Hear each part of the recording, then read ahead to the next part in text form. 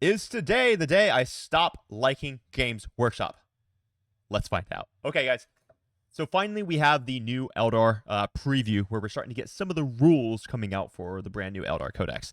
It is interesting. We are gone with the Fate Dice. I would love to hear what your thoughts are on Fate Dice disappearing from the game. Personally, I love the fact that we are not having ways to less randomize our armies. So I think it's cool to get rid of Fate Dice, and their new ability is actually super, super cool. It's called Battle Focus, and we're going to go through everything that GW gave us today, and we're going to talk about it in explicit detail.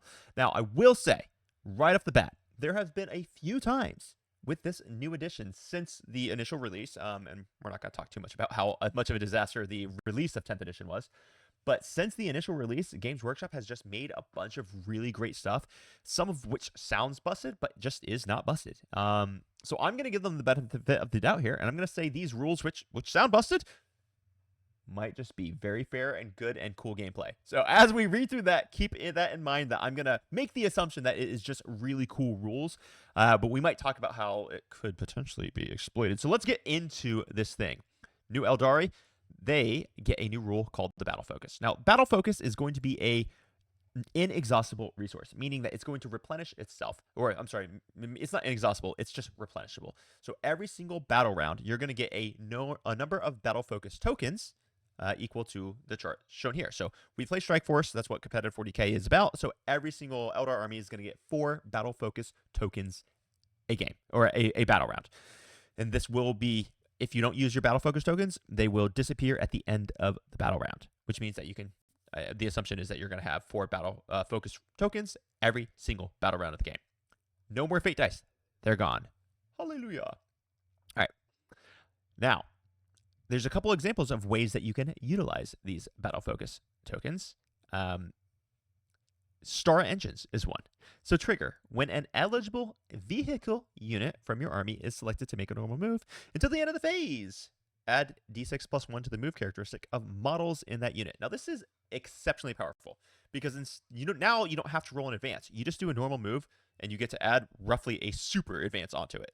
So if you don't have assault weapons and you need your vehicle to move further, well, you get to do a better advance roll for free without having to advance. It's exceptionally powerful. If you do have assault weapons, you can add d6 plus 1 to the move characteristic, and then you could also advance. This is a very, very, very, very strong ability that you can spend one of your Battle Focus tokens on. Now, Battle Focus tokens do require your unit to be eligible. So a unit is eligible to perform an agile maneuver if it has this ability and has not already performed an agile maneuver in the same phase. Unless otherwise stated, you cannot trigger the same agile maneuver more than once per phase. So none of these can be used more than once per phase, and a unit cannot use more than one of them per phase. We've got another example that they're giving us right here called the Flitting Shadows. And I assume these little buttons right next to it, these little pictographs, the one arrow, and then the 2 arrows together, are going to be denoting unit types that can actually use that are eligible to use this stratagem.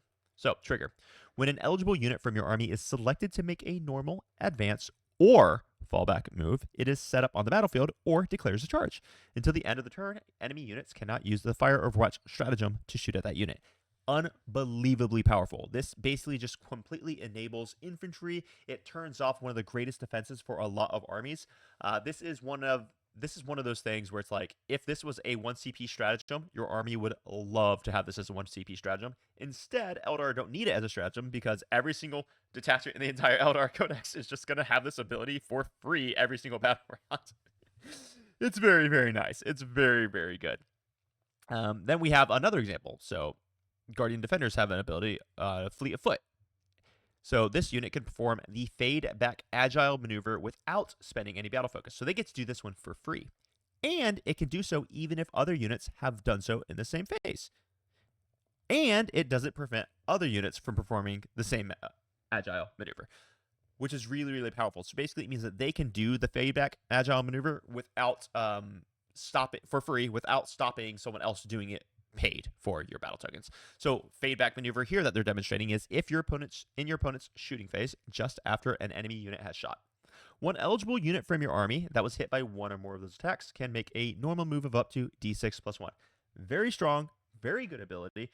Thank goodness they did click the excluding Titanic units rule here. So that does mean that the Wraith Knight cannot take advantage of this. Thank goodness. Once again, you get a reactive move to being shot. I'm pretty sure Star Shatter Arsenal Necrons have that as a stratagem. Only it's D6 plus 1, not just D6.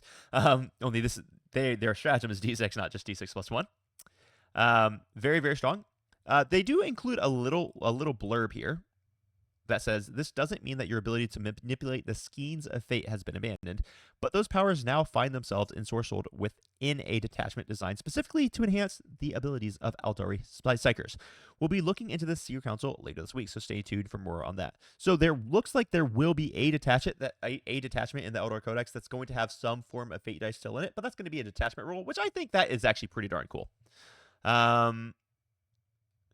Where does this leave aspiring autarchs who are looking to pick up the new Eldar Army Codex when it emerges from the webway? The many uses of battle focus mean that your Eldari faction is still able to fight in every theater of war that you can think of, with both ranged and melee units enjoying the extra speed and maneuverability, meaning you can expand your army in whatever direction seems coolest to you. So I do actually think this is a very, very cool design choice, because what's going to happen is now your detachments are going to be exceptionally flexible, because you're not shoehorned. So you're never going to have to give up speed and maneuverability, no matter what your detachment rule does. You're always going to have the ability to get extra movement on your vehicles. You're always going to have the ability to get to reactive movements to shooting. You're always going to get the ability to turn off Overwatch. This means that you're going to have like unparalleled flexibility in list building, which is super, super cool. I just hope it's also fair. They gave us 2 more. I think these are the last 2 that they're giving us. So the first one is going to be Swift as the Wind. Trigger. When an eligible unit from your army is selected to make a normal, advance, or fallback move, you can trigger the agile maneuver more than once per phase, provided a different unit performs it each time. So just on demand, you can add 2 to the move characteristic of models. Very cool. This one I think is totally fair and totally balanced. It's just you spend a token, you get +2 to the move characteristic. I think it's awesome. I think it's really good. It's really, really flexible. Sudden Strike. Trigger when an eligible unit from your army is selected to fight. This is bonkers powerful, like unreasonably strong. The nice thing is that you're going to be spamming so many of these. I doubt you're going to be able to save up for this, but man, this is like just about one of the strongest stratagems in the entire game that Eldar are going to be able to do every single battle round in every single detachment for free without having to spend CP for it. This is really strong. Until the end of the phase, each time a model in that unit makes a pile in or consolidation move, it can move up to 6 inches instead of up to 3 inches.